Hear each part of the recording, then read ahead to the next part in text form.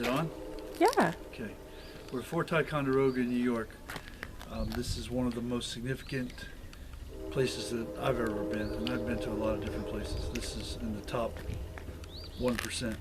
This is absolutely phenomenally, for me, incredible. It's a fairly small fort by comparison to the other forts we've been to, but what makes this different is this saw a lot of action, not just a little action, a lot of action. There were men here fighting off and on for over 25 years. It was just incredibly significant. We have the various Lake Champlain, Lake George, the waterways in between. This was known as the key to the continent. Vermont is right over there. The Adirondacks are right here. We're sort of in a valley. We're going to walk around and take a look at that in a little bit. It's just, we're on like a point, an outlook, we're on an outcropping. You can see the plain over here. This area behind us would have been essentially the courtyard. This is where the officers, admin, staff, and that sort of thing would have been billeted during the time of actual combat. Everybody would have been in here. But until then, the enlisted men, as we see in almost every other fort, would have been scattered about in tents throughout the various areas, also serving as lookouts and things of that nature. This part of it, we've chosen to come to this part just because this is where we were. They're holding an artillery demonstration, so all the other visitors are out there, which is really cool for us because basically got this part of the place to ourselves. You can see the crumbling stonework down here. This is original French 1850s stonework, or 1750s stonework that is, crumbling and not yet repaired. There's areas over here that are walled off because it's essentially crumbling. Where we are right here, this is crumbled, which I'm sure they're going to restore it at some point, but right now this is original stuff just crumbling down, and that has its own level of coolness to me. Look at that. That's an original rock laid by a French dude 200 and some odd years ago, and I'm holding it, bad boy. How cool is that? Feel good about it. All right.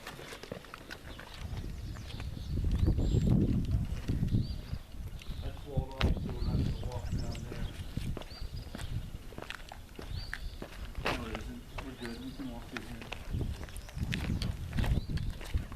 Got a little bit of rain today. It's cold. The air is much lighter than it is at home. In fact, it's very, very cold water.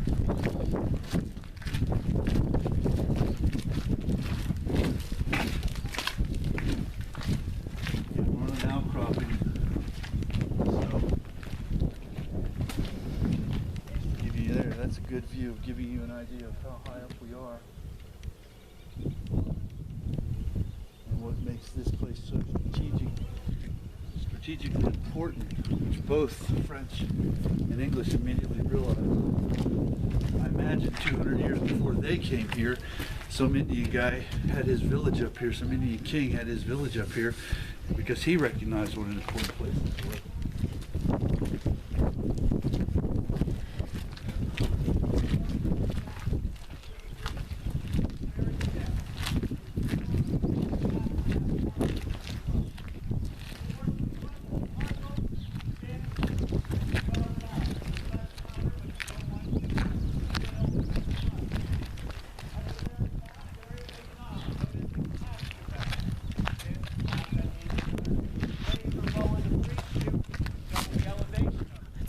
This is the artillery demonstration we were talking about. Before the tape runs out, we might actually get to see them pull the lanyard, but maybe not. That hole that allows us to project all the way from the outside of the cannon down into the breech. I got it. You'll notice the Thank you very either much. side of the cannon, albeit covered over by the gray eye, the trunnion. These two cylinders of iron, which allows to raise and lower the gun, and also take the recoil, that force of the cannonball going forward, transfers that force back into the gear. Now the carriage, you see right here, is a needle. That we're looking at right now is And these American artillerymen over that Defiance. Defiance. 1777, they worked to make new ones. Now, a field carriage has these large wheels. Not all that different than a cart or wagon's wheels, which allows the gun to roll where it needs to be. Supported by the axle, you have two treads. Mount Defiance, not Fort Defiance. Which take that gentle, take that recoil Did we see how force, much it's gonna make it weigh? into a graceful flying. Also allows us to steer the cannon to the Let's left. go this way.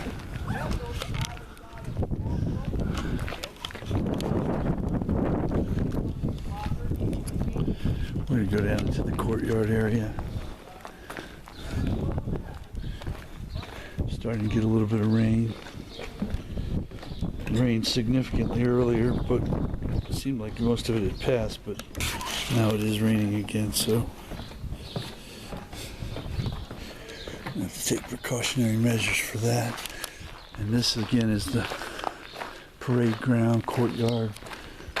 This is where well, we know for a fact that's where the commanding officer was when Ethan Allen rolled up in here and took this place over in 1775. That's where he went to get the guy surrendered. This is a plaque commemorating Henry Knox, who had the idea to come up here, get the cannon, take him back to Boston, because that's where Washington needed him. And he did it in the dead of winter with ox and sleigh, and it arguably saved the Revolution. This is a picture or a depiction of Montcalm. Again, we're standing on the ground of Fort Ticonderoga, previously Fort Carillon, if we're pronouncing it correctly.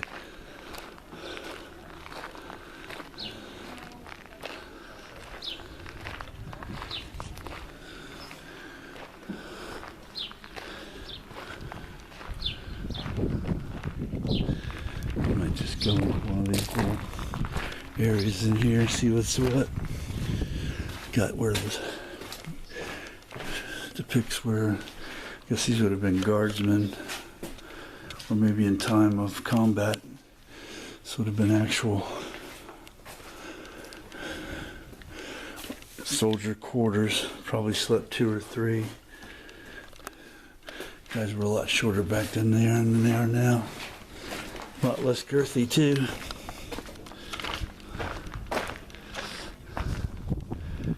Just amazing, just absolutely phenomenally incredible for me to be standing on this ground.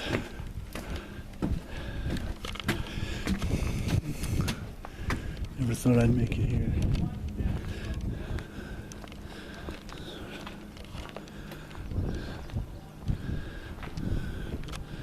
There's where we started, the original revetment. Got the inner walls, the outer walls. Got a depiction of some palisades over there. But of course, that's the land entrance, so that would have been heavily palisaded, wooden palisades. Anybody coming here would have, to take this place over would have came from that direction. You couldn't come from the water; it'd blow you out of the water. And there were plenty of cannon pointed down that way too. So no fortress is impregnable, but this one is about as close as you can get to it. And see, you have the outer walls here again, more outer walls, inner walls. Typical European design for that time. It's a star fort, basically, which they learned to do after the advent of artillery. They went away from the rounded or square to star shapes, lots of earth.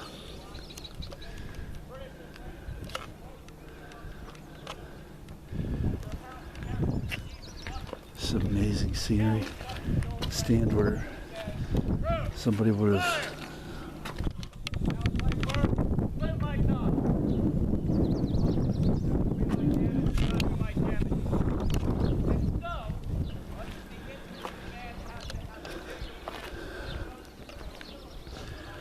those years ago. Just amazing. The fort still exists. That's even amazing.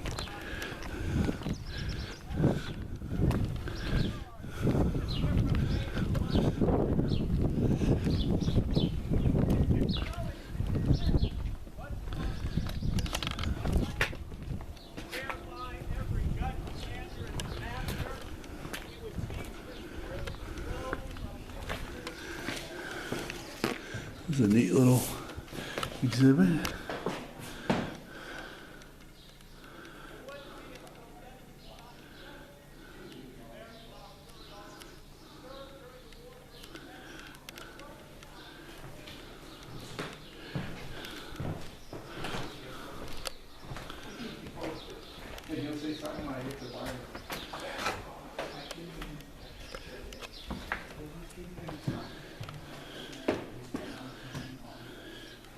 And he tells me another story.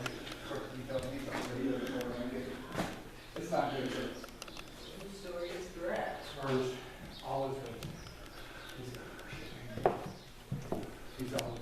Here's a picture of Ethan Allen.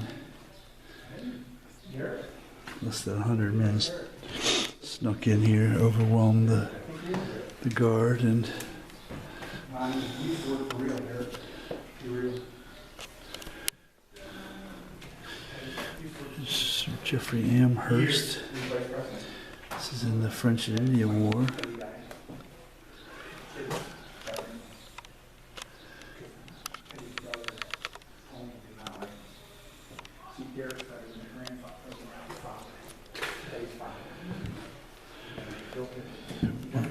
And then they separated them. Derek called him this many times.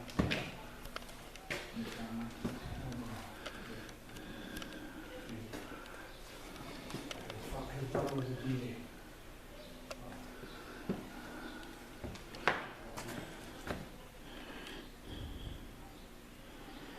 I can see him, I can't think of him.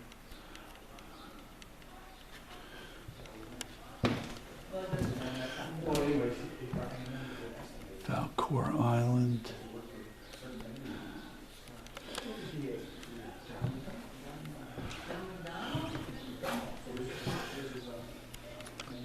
We've seen boats that were used at the Smithsonian in some of these battles, some of these lakeside battles.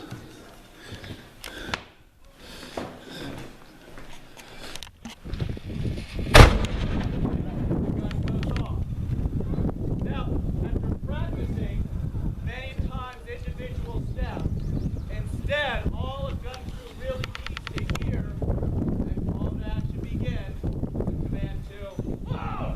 Which one commands the ladle, steps on out, puts the worm down to breathe, removes anything from the previous part. Command is butt down already, so the moment the victim entity rushes on to the 12. Markers, and the big shot is inserted, ran down to the breach. Volunteer is ready once again. Takes time. The gun is still aimed.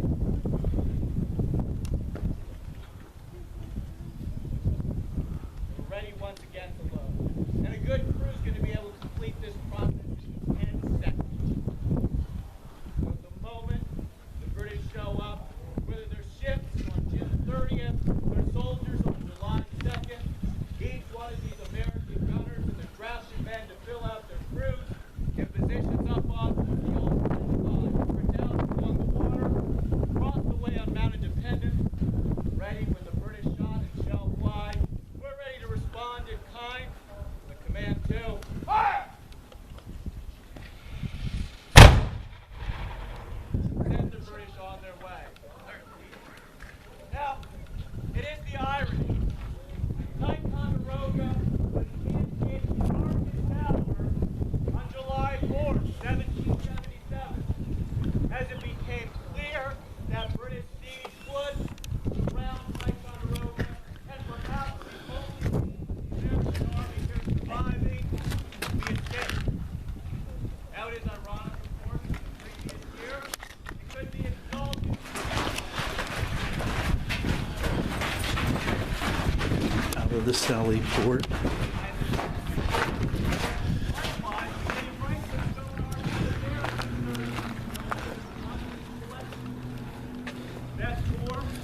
This is really cool to me. This is a Sally Port entrance personnel.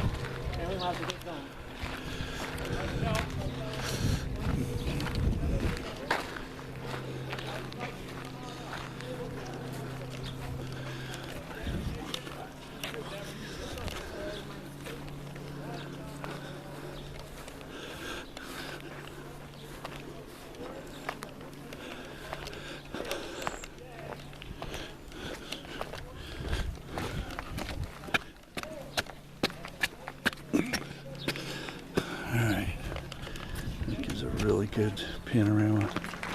It's the most full spot of the fort. It shows the outer walls. Go back to the fort proper, the interior of the fort. Incredible. Just incredible. This gives you, if I can do it without dropping the camera, an idea of just how far up we are here. I mean, it's 50 feet at least, if not more. Attacking this thing would have been dramatic at best.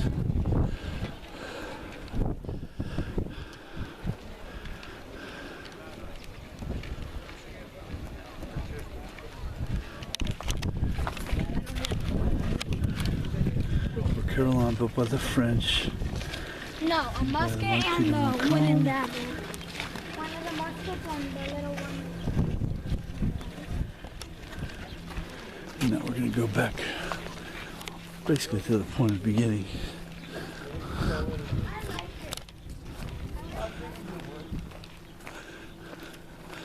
And this, I didn't see it from there, but this is walled off here. And attackers wouldn't have seen this. They would have never gotten this close. And generally speaking, they would have been thwarted before this, but by the guns on that battery. And but anyway, this is just really cool. It's like time has and pressure have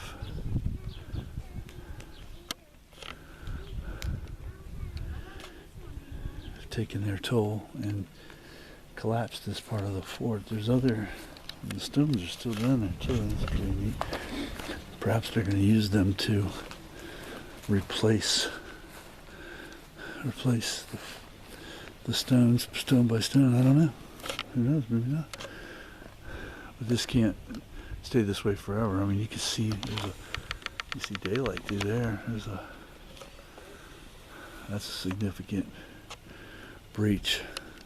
So they would build a wall, and then they would build another wall, and they would fill it up in the middle with dirt and debris, you know, not stacked or whatever. Not like these are all perfectly stacked together and molded, chipped away to create a even edge.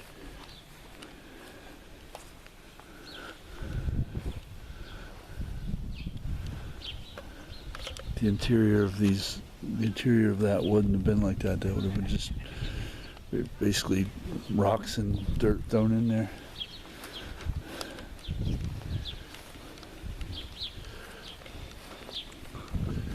Incredible, just incredible. All right, so it's been a little bit of a disjointed, backwards video on purpose. Didn't mean for it to be from the beginning to the end. I wanted to more or less be from the middle to the end, so that's what I've achieved, but I'm sure it comes off a little bit odd and more herky-jerky than usual. But anyway, for Ticonderoga, we are out.